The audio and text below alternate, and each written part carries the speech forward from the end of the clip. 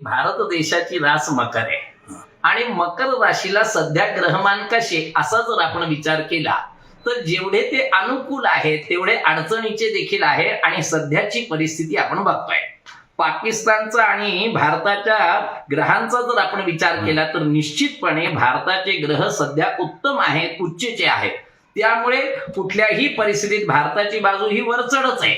आणि मला खात्री आहे की मे महिन्यामध्ये महत्वाचे 3 ग्रह बदलतात आणि गेल्या महिन्यामध्ये बदललेले शनी महाराज या 4 ग्रहांच्या भ्रमणामुळे निश्चितपणे भारत पाकिस्तानमध्ये फार मोठा उत्पात घडणार। आणि याच्यामध्ये सगळ्यात मोठं जर कोणाचं नुकसान होणार असेल तर ते पाकिस्तानचं होईल। कदाचित वित्तहानी, जीवितहानी तर सोडा, पण कदाचित त्यांचा भूभाग देखील काही बाबतीमध्ये आपल्याकडे येण्याचा संभव दिसतोय।